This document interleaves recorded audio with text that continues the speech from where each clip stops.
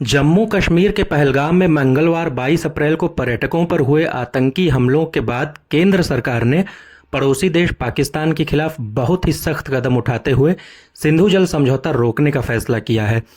अभी शाम को प्रधानमंत्री निवास पर बुलाई गई कैबिनेट मामलों की सुरक्षा समिति सीसीएस बैठक कहते हैं यह फैसला लिया गया है। इसके अलावा सरकार ने भारत स्थित पाकिस्तानी दूतावास को भी बंद करने और किसी भी पाकिस्तानी को भारतीय वीजा नहीं देने का फैसला किया है।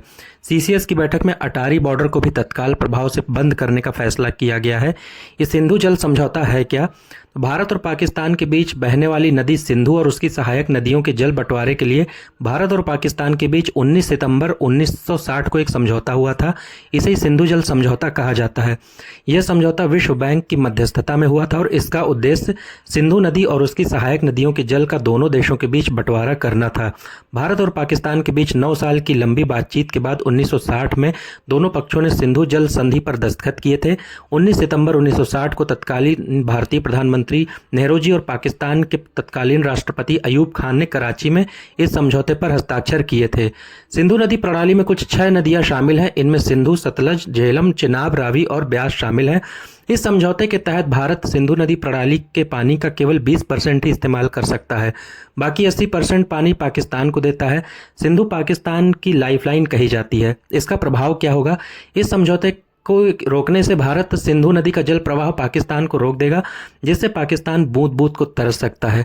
पाकिस्तान के पंजाब सूबे को इससे सबसे ज़्यादा लाभ मिलता रहा है। सिंधु नदी अरब सागर तक पाकिस्तान के कई राज्यों से होकर बहती है। इस समझौते के रोकने से सबसे ज़्यादा असर पाकिस्तान की खेती बाड़ी पर पड़ेगा। वहाँ के खेत सूख जाएंगे और फसल उत्पादन ठप हो जाएगा। करीब 21 करोड़ से ज़्यादा की पाकिस्तानी आबादी की जल की ज़रूरतें भी इसी सिंधु जल प्रणाली पर निर्भर है। यानी इसके रुकने से पीने के पानी का संकट भी हो जाएगा। भूख और प्यास से भी जो है पाकिस्तानी तड़प उठेंगे। करीब 17 लाख एकड़ ज़मीन जो पाकिस्तान के पंजाब प्रांत में है, पानी की कमी से वीरान हो सकती है। इससे पाकिस्तान में भयंकर भूखमरी की नौबत आ सकती है। पाकिस्तान पहले से ही आर्थिक संकट झेल रहा है और अन्न संकट की वजह से भूखमरी की मार झेल रहा है। अब भारत के एक्शन से उसकी कमर टूट सकती है। यानी मोदी सरकार के इस एक्शन से पाकिस्तान की बड़ी आबादी भूख और प्यास दोनों से तड़प सकती है।